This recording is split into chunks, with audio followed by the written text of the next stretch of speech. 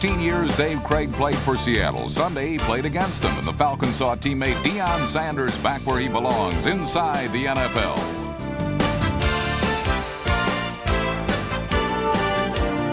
I'm Brian Burwell. Miami linebacker John Offerdahl plays a role in South Florida's recovery from Hurricane Andrew in this week's cover story.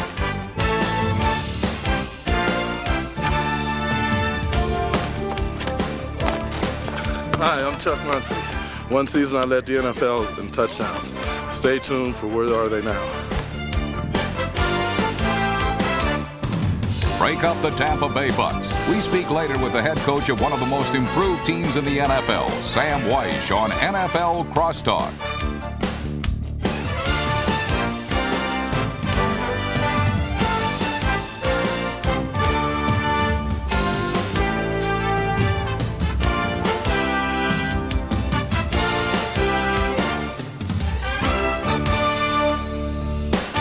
And now, inside the NFL, pro football's most informative hour, with your hosts, Len Dawson, Nick Bonacati, and Chris Collinsworth. Hello, everybody. Welcome to this week's show. Chris and Nick, our viewers know that there are 9 teams with new head football coaches. The fans in those cities give them 1 week to prove themselves. We're lenient here on HBO's Inside the NFL. We give them 2 weeks, and after 2 weeks, we find that there are 3 coaches that are 2-0, 3 that are 1-1, and 3 that are 0-2. Nick, of those 9 coaches, who grabbed your attention? You know, Lenny, Tampa Bay has no place to go but up. Many people thought their owner, Hugh Culverhouse, was crazy when he went out on a limb and he hired a much-maligned Sam Wyche. On the other hand, Sam Wyche, he took a shot when he stuck with Vinny Testaverde at quarterback. But you know something? So far, the honeymoon looks like it's going to work out. Well, in Seattle, Tom Flores made a mistake when he let Dave Krieg go. For years, the people of Seattle blamed Dave Krieg for not getting that team to the next step, to the Super Bowl. But now it's becoming apparent that Dave Krieg may be the only reason that that team was even competitive. Folks in Kansas City are saying thank you, Seattle, for thinking that way, because the Chiefs feel that Dave Krieg is the missing piece of that puzzle that will take them to the Super Bowl. Because Marty Schottenheimer, he doesn't ask the quarterback to win the game for him. He just says, please don't lose it. Hey, the Pittsburgh head coach, Bill Cowher, he coached under Marty Schottenheimer. As a matter of fact, Lenny, he's a Schottenheimer clone. Their philosophy exactly the same. Run, run, run. So far, Pittsburgh has run almost twice as much as they have passed so far this year. And rock-solid defense. They love that defense. They've intercepted 9 passes in 2 ball games, and they've beaten 2 playoff teams of last year, Houston and the Jets. Well, the Steelers are on their way up. How about those poor 0-2 Packers? Someone asked the head coach, Mike Holmgren, where do you need help? And he said, everywhere. They're checking that waiver wire every day, trying to find a player that can help that team. They got a lot of holes to fill. Yeah, the Packers have been an ugly 0-2, but I've been impressed with Bobby Ross's Chargers. Even though they're 0-2, Bill Arnsparger's defense can play with anybody, and if they do a better job offensively of protecting Stan Humphries and just catching the football, I believe that can be a wild card team this year. You'll be happy to know a lot of people agree with what you say. The odds makers say that the 0-2 Chargers should beat the 2-0 Steelers this week. You want to see action? There were 69 touchdowns scored last weekend. The Eagles scored their share against the Cards. John Elway led a Bronco comeback. The Rams recorded the only shutout of the day, and the biggest offensive explosion happened where else? Candlestick Park. If you want the drop on last week's 49ers-Bills game, pay no attention to Jerry Rice's pregame blunder, because it didn't foreshadow anything.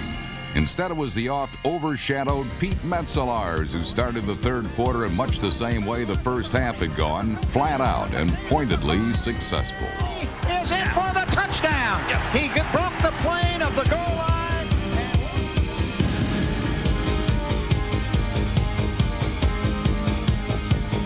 Metzelaars' second score gave the Bills a 27-24 lead. It didn't last long, as Steve Young's second scoring strike to John Taylor not only gave him more than 400 yards passing, but more importantly, the 49ers the lead. On the play is the wide receiver Taylor. John Taylor breaks a spectacular play. The teams traded scores and the lead seemingly at will, and in a testament to offensive prowess, the teams combined for nearly 1,100 yards of offense. He does. He runs right up the 5 and in for the touchdown. It is Thurman Thomas for the touchdown, and the Bills have taken the lead. Ironically, however, the only game in NFL history without a punt was nevertheless decided by the kicking game. With their victory, the Bills stand solidly atop their division. While at 1-1, San Francisco remains knowledgeable about faults, where kicker Mike Koper's confidence is decidedly shaky. In Anaheim, Rams fans weren't sure what to expect from the home opener. Last season, the Rams had a league-low 17 sacks. Against the sad sack Patriots, they collected 7.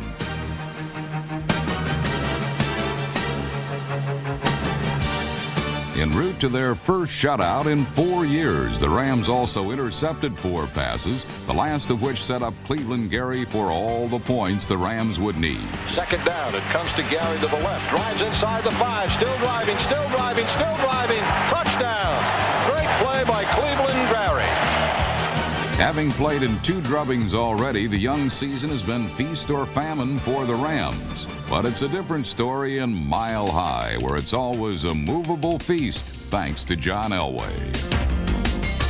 But while Elway isn't sewn into the pocket, he needn't scramble to have other teams on the run.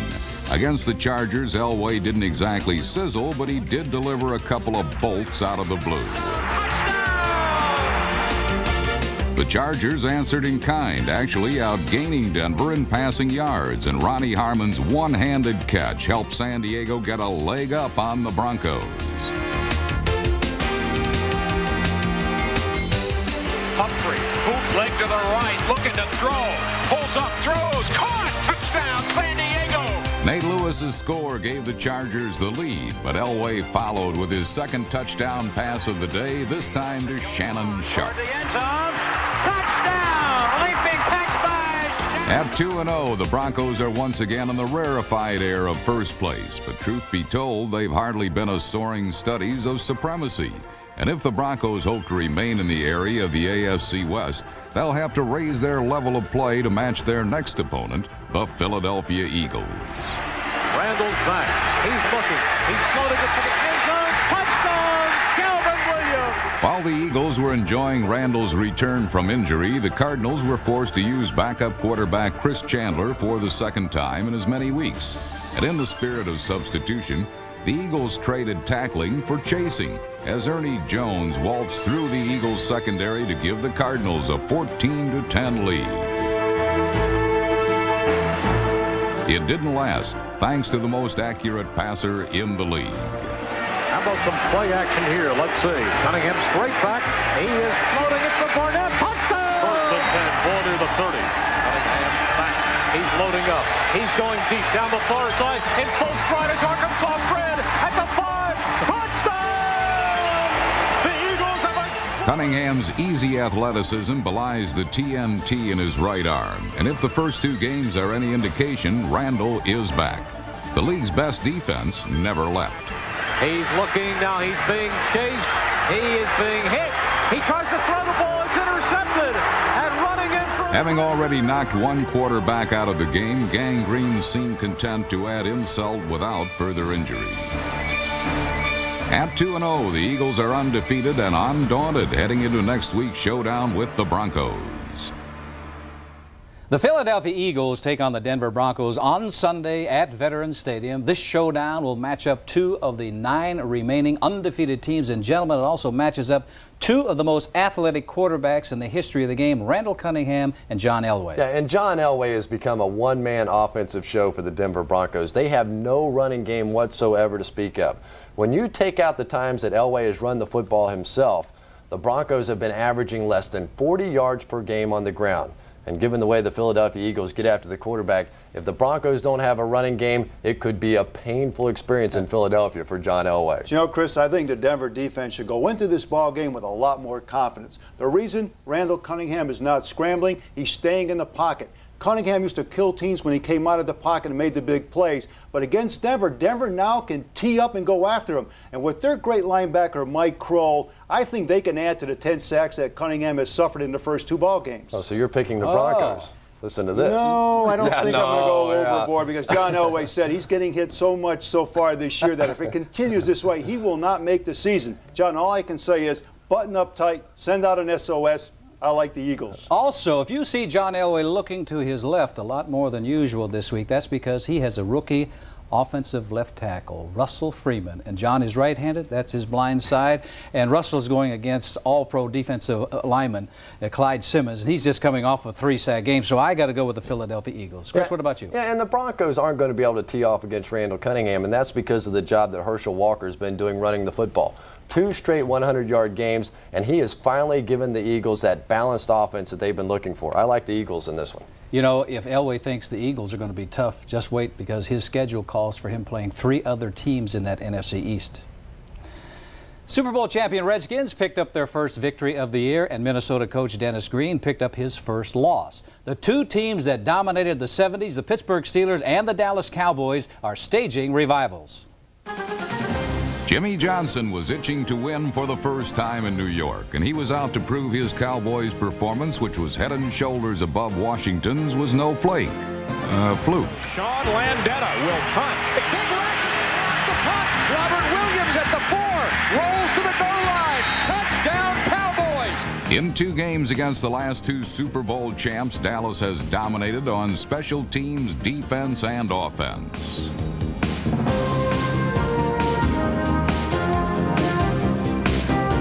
With the royal family proving to be a tighter unit than New York's defense, the Cowboys raced to a 34-0 lead. Deep ball left side, caught in Ferrer, spinning away Urban at the 15 to the 10, toward the goal line. Touchdown. New York fans could only dream that their Giants decided to call it quits for this game and begin preparation for the Bears. But led by Phil Simms, the Giants' offense finally awoke. Behind Simms again. This time McCaffrey's in motion. Simms is looking in the end zone. He throws. Touchdown, Baker. Simms led the Giants to 28 second-half points, more than they've scored in any of their last 21 games. But in the end, Dallas hung on. After several years of being kicked around, the Cowboys are getting their kicks. The snap, the kick on the way, and it is no good. No good summed up the play of New York's other winless team in Pittsburgh. O'Brien is back again. Uh-oh, his pass is picked off. This is Larry Griffin coming down the field with the ball. He's to the 30, the 20, the 10, the 5. The Jets turned the ball over 7 times and allowed Barry Foster to rumble for 190 yards and 2 scores. The best performance by a Steeler back in 22 years. Foster running the right, coming down the sideline, the 40, the 35, the 30, running for dear life, the 20, the 15, the 10, the 5, hit into the end zone. Pittsburgh's Barry surprisingly leads the NFL in rushing, but Detroit's Barry still made some moves to marvel at Sunday. It seems the cardboard Sanders used up all the moves, as the real one was held to just 66 yards. But that didn't mean Lions fans weren't treated to a mighty performance by a mighty Mike. And a bad kick as Mel Gray fields on the run at the 45. He's to midfield. 45 got a block to the 40, off to the races 30. Cut near side 20, now to the 15. Weaving his way to the end zone. Touchdown, Lions. Oh my, Mel Gray goes 55 yards for the touchdown. 5'9" Mel Gray made the Vikings look like a skeleton of their former selves. And after a ball-jarring hit by Mike Kofer, a ball with plenty of meat on his bones bounced into the end zone. Left side, and he's pulled down. Great tackle made there. Fumble. Kofer made the tackle. Ball picks it up on the run and scores. Jerry Ball's touchdown and plan for economic reform has him a favorite in Michigan this fall. Ball plans to take these potato heads to meet the Vice President Sunday at a seminar for improved higher education. And while Ball's in the nation's capital, he and his teammates will tee it up with the world champs. Play like on Tuesdays on our off days. Yeah. Maybe Friday afternoon. Yeah. Talking golf here, man. This guy can play. No, he's the man. He's the man. Back in the swing of things were 2 of Atlanta's superstars. Showtime prime time. You know what that means? Hey, so you in 92. What time is it? Showtime prime time. Okay, we're back. And back home looking for a win was Washington. Come on. Listen, we're not getting paid to play. We're getting paid to win. Now let's go out and get right after, right on the start here. Knock them back out the other end. Let's go, baby. Let's go. It was a play known as Purple Throwback, and it made every team in the NFL green with envy that Washington has Desmond Howard. 45. Throws it across to Desmond Howard. He's the far side 50. He scoots to the 40. Uh-oh, watch out to the far side 20, 15, 10, cuts back. Touchdown, Washington Redskins. Oh, was that fun? The rookie's first touchdown on a 55-yard return. Hey, you ran like a big boy.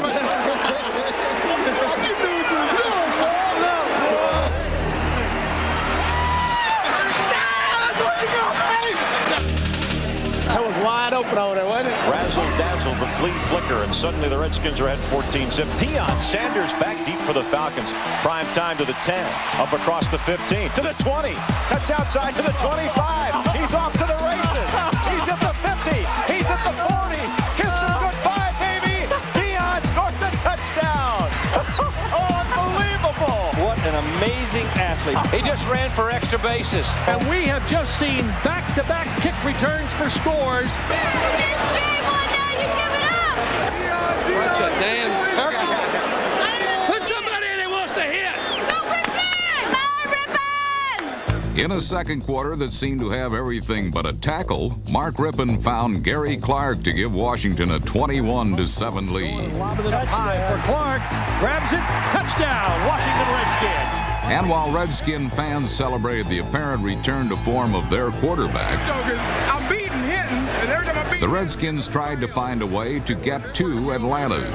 that Lavender, he's cutting you. Then when you get up, you got a back to that waiting on you. No, a lot of times he didn't even cut me. I got by him. As soon as I got by him, I'm licking my chops. And here comes the back. Kurt Govea was licking his chops on this blitz, but a clutch block by Houston Hoover helped pull Atlanta to within 7. Has time, goes deep down the field. There's Haynes at the 50-yard line. He's down to the 40 of the Redskins, to the 30. Michael Haynes could go. He beats Green. Touchdown, Falcons.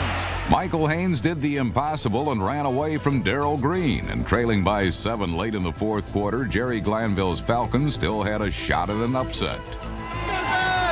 Third down and goal from the 9 to the Falcons. They can tie the game with a score. He's back to pass. Looks over the middle. Picked off. It's Kurt Govea was denied on his earlier blitz, but no one could prevent him from wrapping up the Redskins' first win. Atlanta still has never won in Washington, and neither has the Redskins' next opponent, Detroit.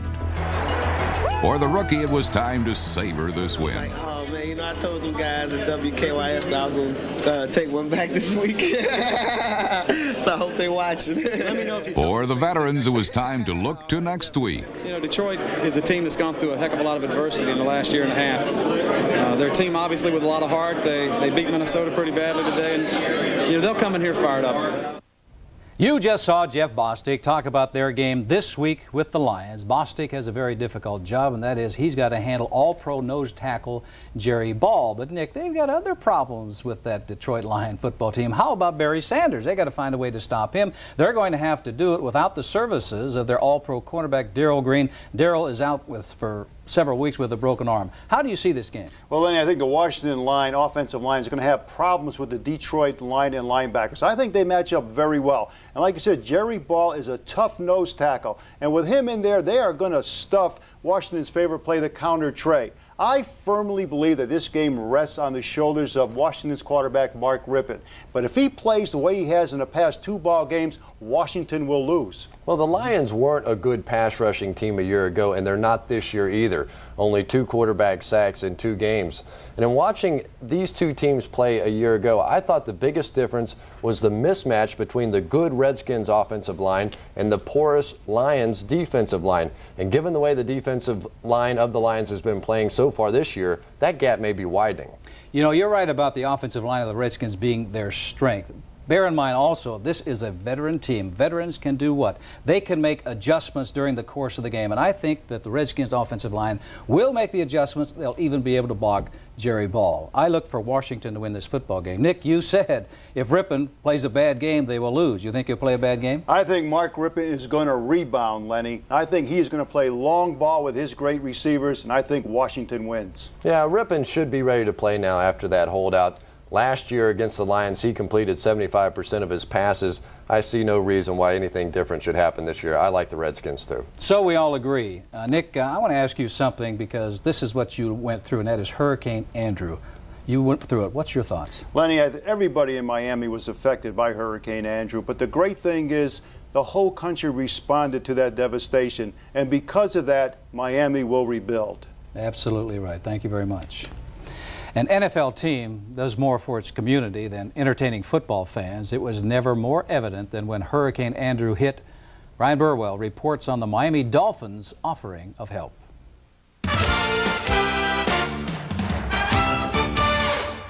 On a glorious Sunday afternoon with 70,000 people screaming your name, it's easy to understand how a football player can be confused into believing that what he does is somehow a life and death struggle.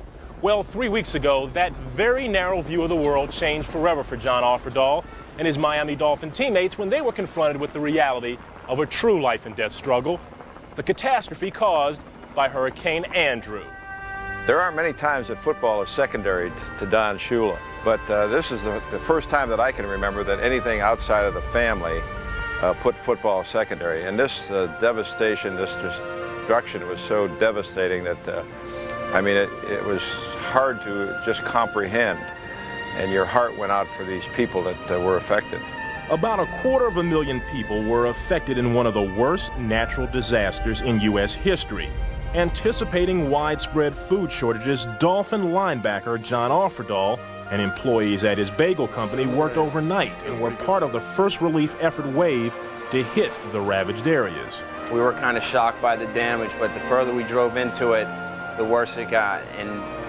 And by the time we got to the center of the storm where the eye passed through, we really weren't talking, we were just looking. At that point, there was not that much relief going into South Dade. Now, there's plenty of food out there, but at the very beginning when Offerdahl went down there with his 6,000 bagels and his 15 employees and whatever, that was very necessary. Offerdahl made more visits to the hurricane zone, this time joined by many members of the Dolphins organization. To most of these young millionaires, it was a sobering blast of reality, a vivid, everlasting memory. It's kind of like living across the tracks from a ghetto. You really never exposed to it, you never touch it or feel it until you go down there. You know, you can remove yourself from that type of lifestyle and you really have nothing to worry about, nothing to lose or gain by just avoiding it. But when we went down and teammates who have, you know, a lot of things to be thankful for went down there, we realized how fortunate we were, but then again how unfortunate so many people were, and that we were in a position to help them and to, you know, touch a lot of their lives. Football was no longer so important. Human survival was. Catastrophe and recovery overshadowed everything, including a 10-month comeback from a potential career-ending knee injury that halted Offerdahl's '91 season after just 6 games. It definitely showed me the same thing I think it showed Coach Shula. You go down there and you just see it, people's lives are devastated. And here, you know, football is just this job for us, job that, you know, us football players take seriously, and I know Coach does too, but when you find people's lives, everything they've worked up to and for, ruined in, you know, one night's worth of storm, just really shook my wife and I and the people that went down there. Yet most of Andrew's victims tried not to feel so down. They simply got up and moved on. It's hard, it's not easy, but, you know, if you get down, like, you feel sorry for yourself, you feel sorry for everybody else, you're not going to do anything. Life goes on. Life goes on. From afar, it might seem obscene mentioning football in the same sentence with this hurricane, but football has become a pleasurable distraction for some of Andrew's survivors. And for the athletes responsible for that distraction, men like Offerdahl and his Dolphin teammates, well, if they didn't appreciate all their blessings before, now, more than ever, they surely do. Wherever you go in South Florida, whether it's hurricane-ravaged Homestead or here in the historic Orange Bowl, a rebuilding process is going on. And rebuilding is something that the Dolphin defense clearly understands. But they know that their refurbishing project has gotten just a bit easier now that John Offerdahl is back in their starting lineup. The American Red Cross is providing assistance to the victims of Hurricane Andrew. You can help them by making a donation. Please call the number on your screen. That's 1-800-842-2200. Now remember, it is extremely hot in southern Florida, so if you can donate summer clothes, bug repellent, toiletries, canned goods, believe me, it would all be greatly appreciated. I appreciate Gary Myers coming on the show each week, giving us that inside information. I'm sure you have been busy ever since last week that jury in Minneapolis declared that Plan B free agency was illegal. What's been the fallout, and what's the owner's next move? Well, Lenny, the first casualty of last week's ruling will be expansion. The NFL had planned to expand by 2 teams in 1994, but that's not going to happen now. Basically, what the owners are going to say to the players is, if you continue to sue us around the country, we're not creating 120 new jobs for you. Also, they don't want to expand while there's some labor unrest. They don't want new owners coming in the league in that climate. And another 400 jobs were lost on Thursday when the league decided to suspend World League operations for a year. There's something else that came down after that decision. 10 players who were under contract with clubs but couldn't come to an agreement on what they should sign for, decided to sue the National Football League. Among those players, All-Pro tight end Keith Jackson. They say, we want free agency. We want it now to sign with any club. What's the status of that? Well, they might find out on Tuesday if they get it right now, because that's when the case goes before Judge Doty in Minneapolis. There's a couple of possibilities here. The judge could rule that these players are immediate free agents, in which case I would think the league would immediately appeal, or he could decide it belongs before a jury, and that will take a while, in which case their rights would belong to their current teams. I want to ask you about Keith Millard, the defensive line with Seattle. I saw him play against the Chiefs on Sunday. I was very surprised to see that they cut him on Wednesday. What is the skinny behind that? Lenny, people around the league tell me that on the plane ride back from Kansas City to Seattle, Millard got very upset with a lot of teammates on the plane about the way they played, about the way they were handling the loss, and the next day Tom Flores cut him. This is a very costly trade for the Seahawks. Not only did they give up a 2nd and 3rd round pick from Millard, but between bonus and salary, it's going to cost them almost $1 million. Wow, talking about big money, man. Let's talk about Deion Sanders last week. Yeah, Primetime came to agreement with both the Braves and the Falcons as to he would play with both of them, but he's got a hectic schedule. What's that like now? Deion had a real busy week last week. He played with the Falcons for the first time this season in Washington. He flew to Cincinnati for the Braves game against the Reds on Tuesday. Wednesday, he was back at practice. Jerry Glanville gave him back his starting job. The Braves have told him, we don't want you to burn yourself out before the playoffs. Don't come to any more road games. Don't burn yourself out. I guess he's got too much energy to worry about that. Thank you very much, Gary. See you next week. Okay, Lenny. The AFC has been dominated the last few years by Buffalo, but this season looks like they have more balance. The Oilers have their defensive stars back on the field. The Chiefs look stronger with Dave Craig at quarterback, and the Raiders could be 2-0 instead of 0-2 if not for their generosity. No self-respecting Raider would ever give you the shirt off his back. So the Bengals All-Pro tackle Anthony Munoz, number 78, took matters into his own hands, so to speak.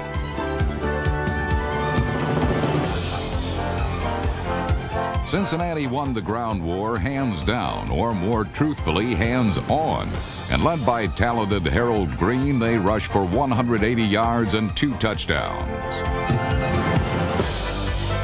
However, the Raiders flew uncontested in the air as Jay Schrader passed for almost 400 yards and 2 touchdowns.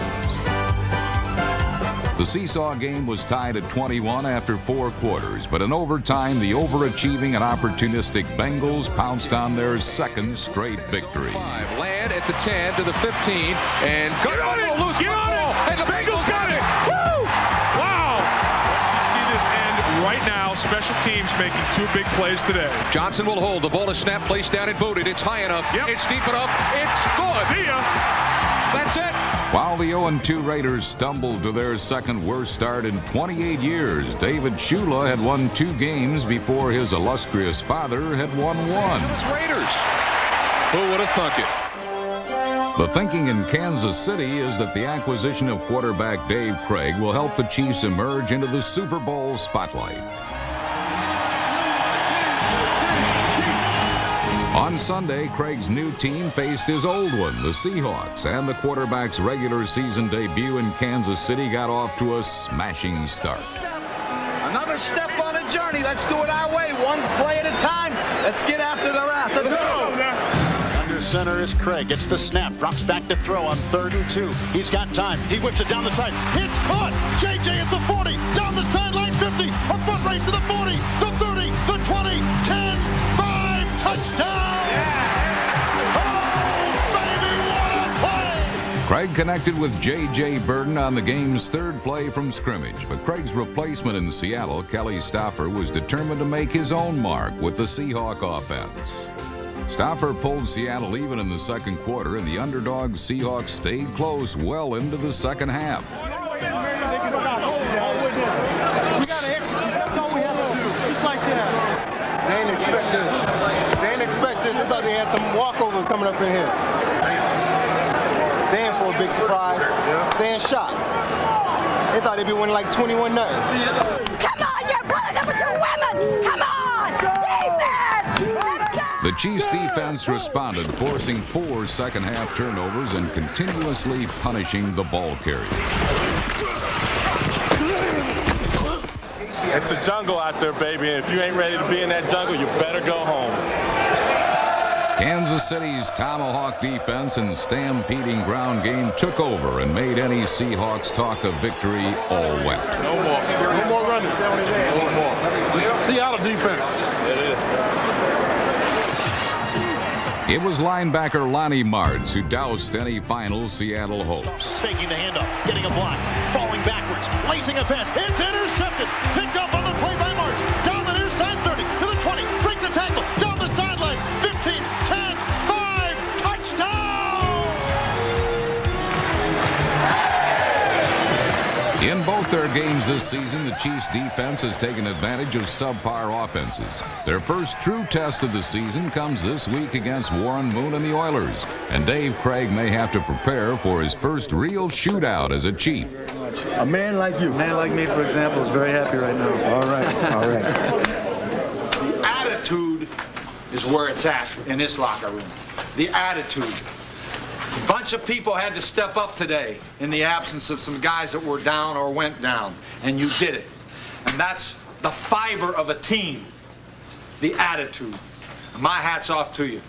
And now we got 2, and we will continue to stay where we want to stay as long as we keep doing it the Chiefs way. Hell of a job. Let's make sure we're all here tomorrow. I know you're excited about the fact we get our photo taken. Oh, all right, Mark. Good job, baby. The Indianapolis Colts' itchy-twitchy feelings soon turned into an achy-breaky heart. And while these Colts are no longer pushovers, their inexperience sometimes makes them palookas. A quarterback blitz by 180-pound Darrell Lewis was met by 2 Colts weighing 550 pounds.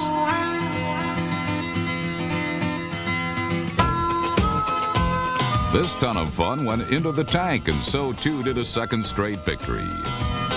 The veteran Oiler offense enticed the frisky Colts into blitzes, then ran a running back into the vacated area. Setting up the screen for White. He stumbles. He's still on his feet. Breaks the tackle. 40. Midfield. Colt territory. Cuts back inside. He's at the 35. He's going to go all the way. At the 30. At the 20. It is a touchdown for the Oilers. Lorenzo White, 69 yards for the score. This Sunday, the Oilers hope to leave the Chiefs like they left the Colts, achy and breaky with more heartbreak dead ahead. Coming up, more NFL highlights, including New Orleans quarterback Bobby Hebert's big day against the Bears in the Superdome. The colorful head coach of Tampa Bay, Sam Weiss, joins us on NFL Crosstalk to discuss the new and improved Bucs, one of the league's biggest surprises. And Where Are They Now features former Chargers running back Chuck Muncie in his first interview since serving a prison sentence.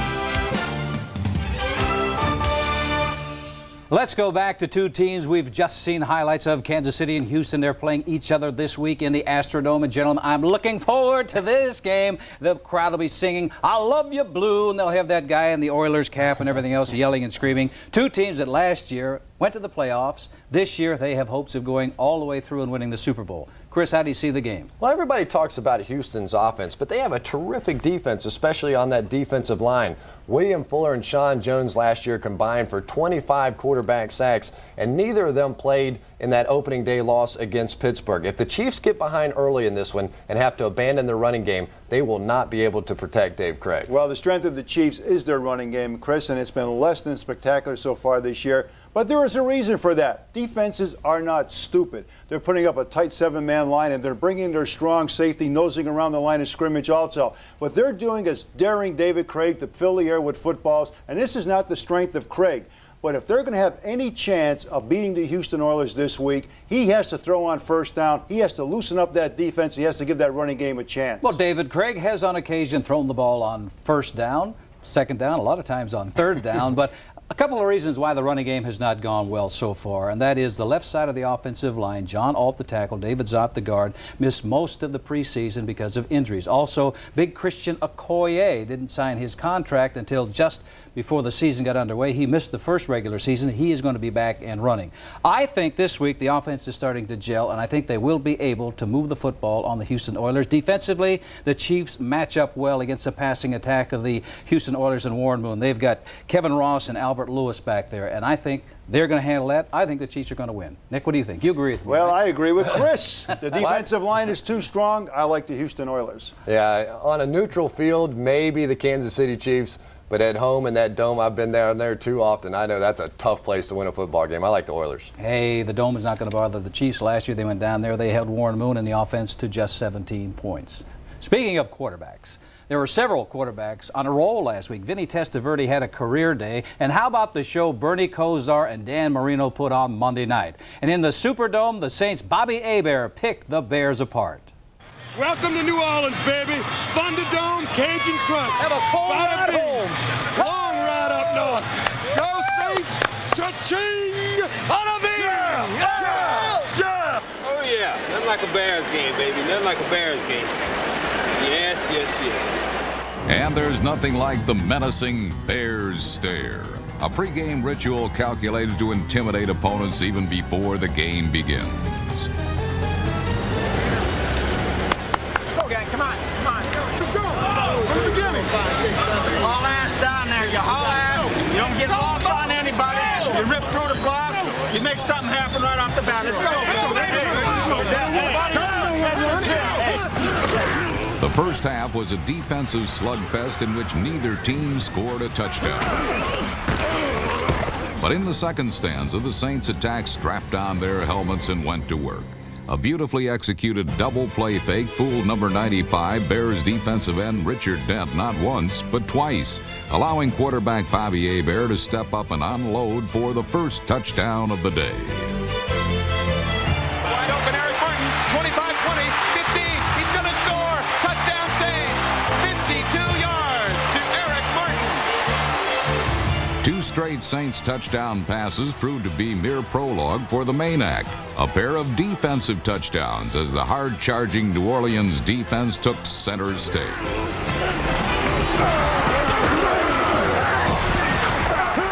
Ricky Jackson's direct hit on Jim Harbaugh permitted nose tackle Robert Goff to score.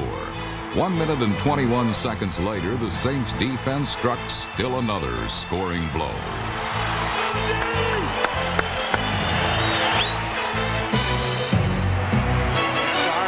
Throws it up sideline, over shot Lewis, and it's hit by Lewis, intercepted down the right side. He's going to go all the way down the right side. Reginald Jones for the touchdown. 68-yard interception return. Are you sure that Harbaugh was on the cover of Sports Illustrated this week? Well, that might explain it.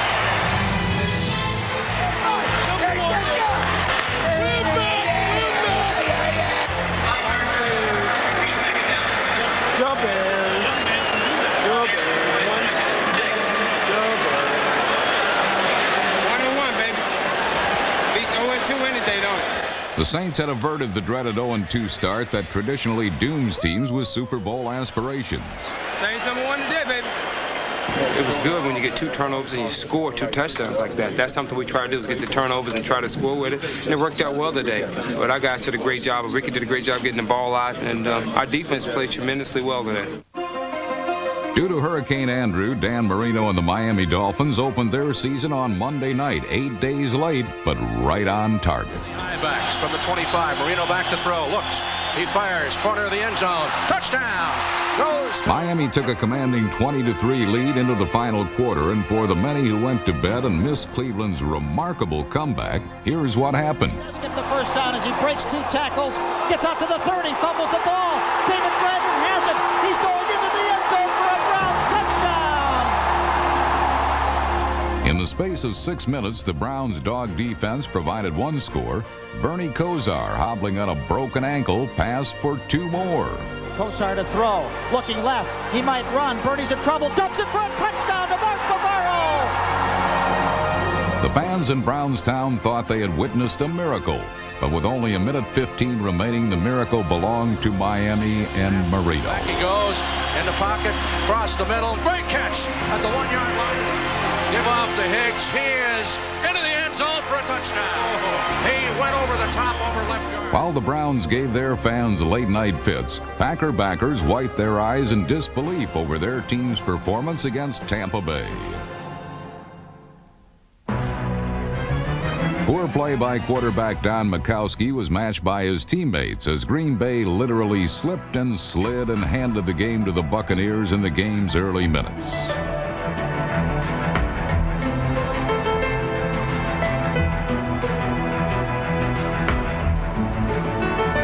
Cornerback Ricky Reynolds' fumble return launched a spate of 17 unanswered points as aggressive defense continues to be a hallmark of Sam Wyche's new team. Innovative play calling on offense is another.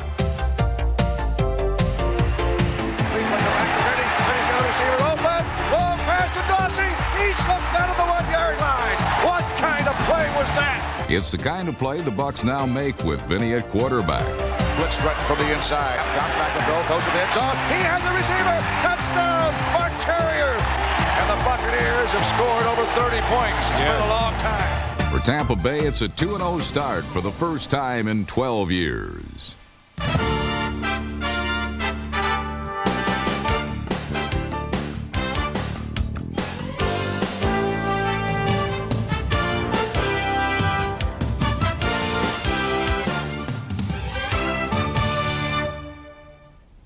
The Tampa Bay Bucs were the NFL's youngest team from 1988 to 91, but this year under first-year coach Sam Wyche, they brought in 20 new players, including 14 veterans, 6 of them over 30 years old. Has it helped? Well, the offense has turned over the ball just once and committed just 1 penalty in the first 2 games. Chris Collinsworth is with his old coach, the man who cut him and made him a star on HBO's Inside the NFL, Sam Wyche. They're now on NFL Crosstalk. Sam, they don't give you time to shave in Tampa. Is that the new story? Do I look like I haven't shaved? Thank you so much. Boy, I could wave you one time. You give me some I just walked off the practice field. We've been getting ready for Minnesota. Well, you know what they say about payback. But you took over a team that had lost 10 or more games 9 years in a row. What was your first priority when you went to Tampa? What did you say to those guys? Well, really some of the things that I said to you when you were with the Bengals and in that group, the first thing I wanted them to do was feel like I had some credibility and they could trust me. They could believe that we were going to put them in a sound situation where they could have a chance to win. I gave them the old story, which is a true one, that we're going to treat everybody fairly. In order to do that, we had to treat everybody differently because everybody's made different. Some people need to be kicked in the tail to be motivated. Others need to be hugged around the neck, and so we're going to treat them all the way we think we can get the best out of them. And then I actually snookered them a little bit. I asked them a question. I said, how many of you want to be on a winning team? Well, they all raised their hands. And I said, how many of you want to win? Well, they all raised their hands. And I said, everybody that's like that, get out of here. We don't want any part of you. How many of you guys want to be part of the reason that we're going to win? And the point I was making is that you got to run the laps, you got to lift the weights, you got to do the homework, you've got to go through the emotional build-up for every ball game in order to have a chance to win. And that's all you get in this business, because if there's ever been any kind of unpredictable competition organized, it's the National Football League. Well, at the beginning of the year, I know you released some of your more outspoken members of the team, guys like Jesse Solomon, Tim Newton, Bruce Hill, just to name a few. Did you feel like that you had to gain control over the clubhouse in Tampa? Well, you know how I feel about outspoken people. I don't like them getting in my way of being outspoken. I don't know. I think that we just made decisions on an individual basis that what was the best course for this team to take. Some of it was, some of it involved the team just going so far in training camp with holdout players that we didn't think that they were going to be able to come back and enter into the team and us have the harmony that we wanted to have. Others, we just made personnel decisions on that we felt like somebody else maybe would do a better job. Well, the story in Tampa has been the turnaround of Vinny Testaverde. Most Buccaneer fans considered him to be a bust. What did you discover about Vinny that nobody else saw? Well, I'll tell you what I saw. I heard all the stories, and I went through, I had lots of banquet circuits that I could sit next to somebody who could chew on my ear a little bit and tell me about Vinny. But I found one thing for sure right off the bat. Number one, God gave him a lot of gifts. He's big, strong. He's got a quick arm, an accurate arm. He can throw hard. Has the gentle touch. He's, plenty of smarts. He's got plenty of poise under the center. He's got everything that the great quarterbacks have. We wanted to put him in a system so he could highlight those things and put people around him that could give him a chance to perform.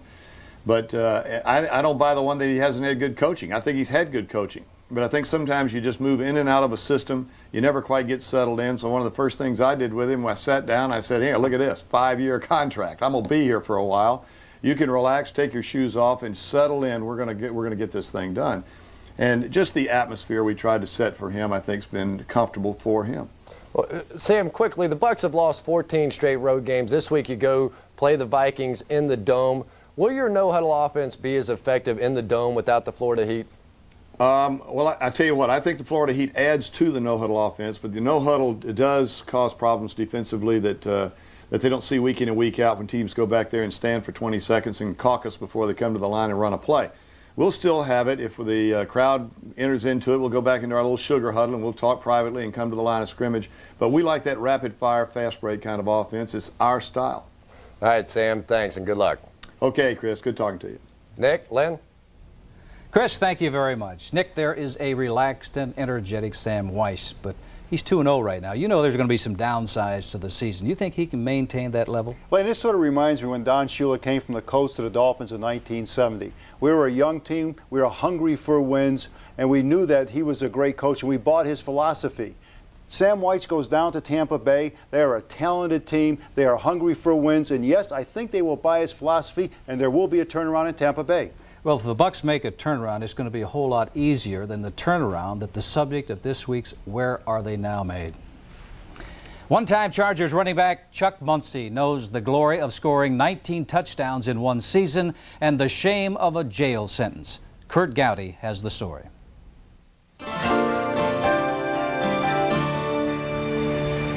The thing I thought about most when I was in prison was my daughter.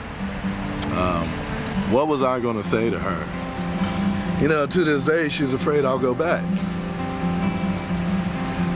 So am I. Oh, man. I don't know.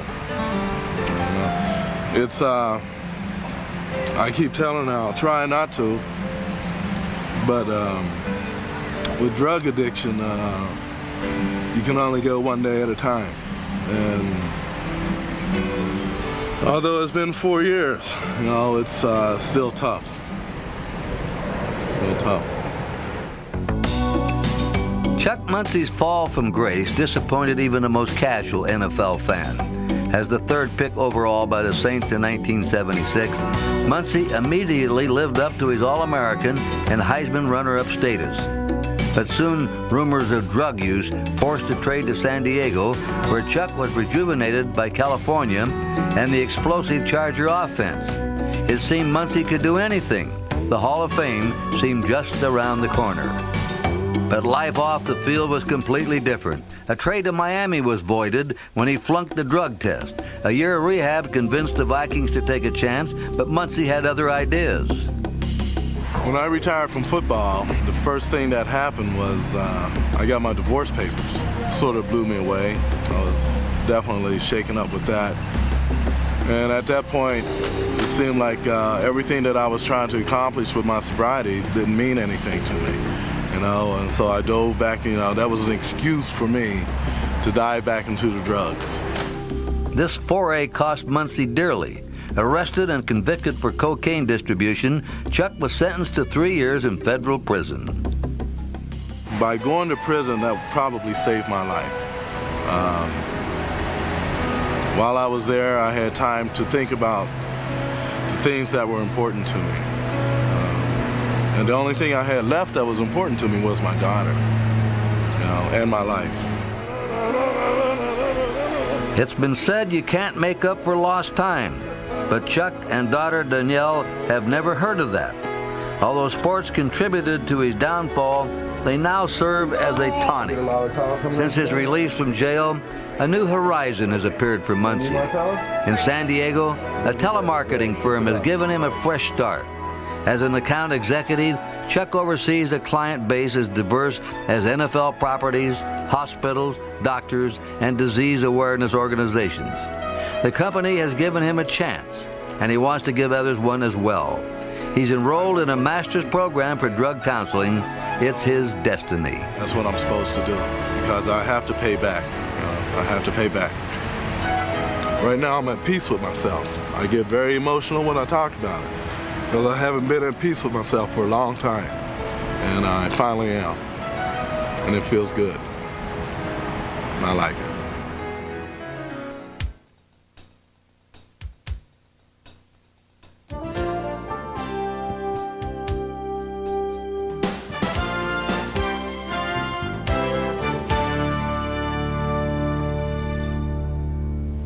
I sure hope Chuck Muncy's problems are behind him, because I thought he was a terrific talent when he came into the league. Speaking of talent, I'm surrounded by it. These folks know how to make these selections each and every week. A good example. Let's take a look at last week. Yes, 12-2, 12-2, 11-3, 10-4. I must congratulate you, gentlemen, for a job well done.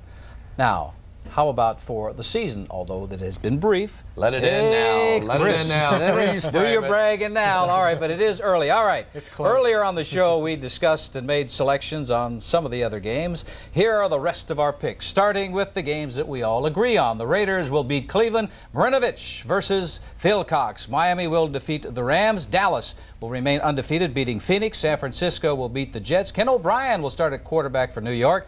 Buffalo will beat Indianapolis. The rest of the games now in more detail. Chris, I'm going to start with you because you're leading the pack. We've got Cincinnati playing at Green Bay. Yeah, Cincinnati right now, second in the league in rushing. Harold Green has become a legitimate star in the National Football League. I look for them to continue this role. 3-0 for the Bengals, hard to believe. You know, I got to admit the Packers have the look of one of those 1-in-15 teams from the last few years, the Cowboys, the Patriots, and the Colts. However, Bengals gave up 380 yards passing last week to Jay Schrader. I like Green Bay at home. Well, I think that the Bengals, Chris convinced me that they have a defense. They've got guys who are attacking the football, and for some reason, David Shula looked to the heavens after the game and thanked someone. I'm taking Cincinnati. Well, I think, as we said earlier, that Mike Holmgren is looking at that waiver wire every day for help. I look for Cincinnati to win this football game. All right, we got New Orleans at Atlanta. The Saints have allowed one touchdown in the first two games, Gary.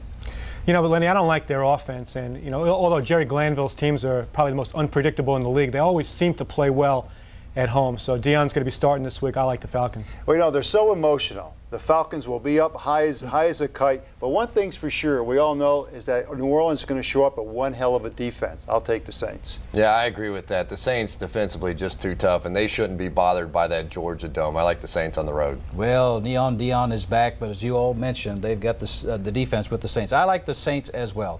All right, and Nick, we got Pittsburgh at San Diego. Steelers #1 in rushing. Yeah, you know, but San Diego has that good defense by my old coach, Bill Arnsparger, and I love him. But you know something? I really think the Steelers have a terrific defense. They have a good running game with Foster, good quarterback in O'Donnell. I like the Steelers. Well, the strength of the Steelers is their running game, but that is also the strength of that San Diego Charger defense. I think they'll win their first one at home. Not a good move for the Steelers to cut Louis Lips on Thursday. However, the defense has got 12 turnovers in the first two games. That's kind of tough to beat. I like them to win in San Diego. Well, I tell you, the Steelers have won 2 ball games in a row, but they have not faced a running attack like they're going to see against the San Diego Chargers. I like San Diego at home. All right, we've got Seattle versus the Patriots. Patriots didn't do well last week. 7 sacks. They also had 5 turnovers. Tough to pick this one. You really don't know. But the Patriots were shut out last week by the Rams. So I guess Seattle on the road, this is a tough one. I'll take Seattle, though.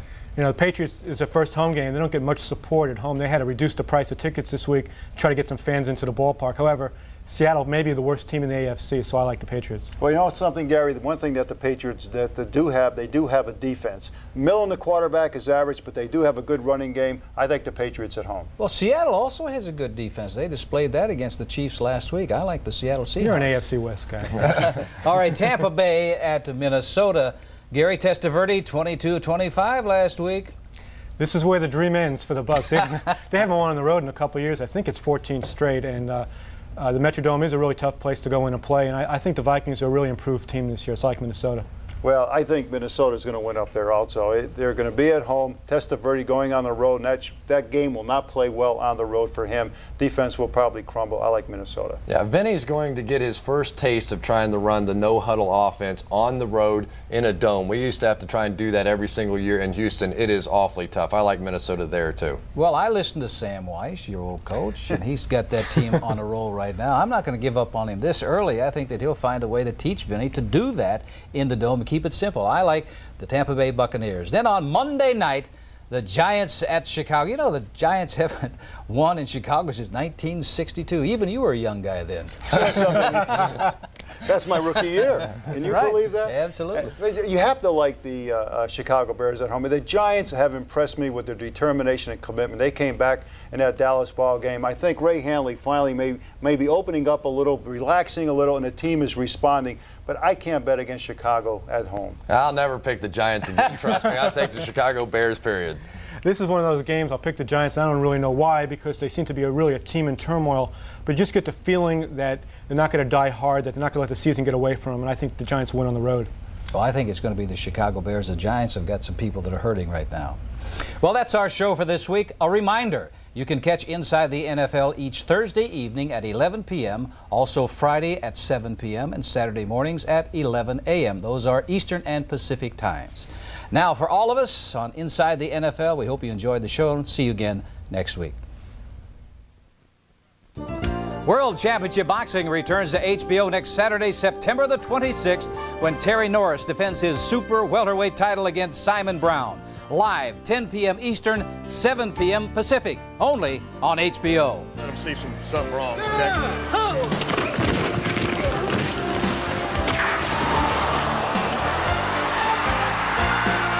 on, man, you can't let up like that. You can't give up 3 and out. Let's go.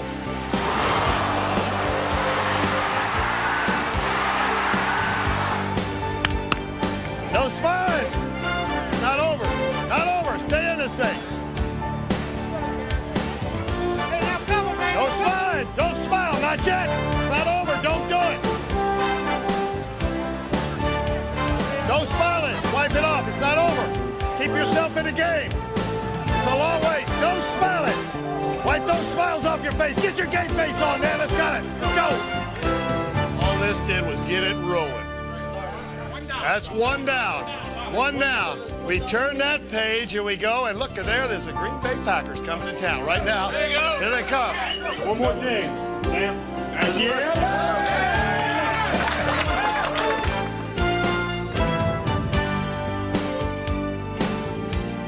This has been a presentation of HBO Sports, the network of champions.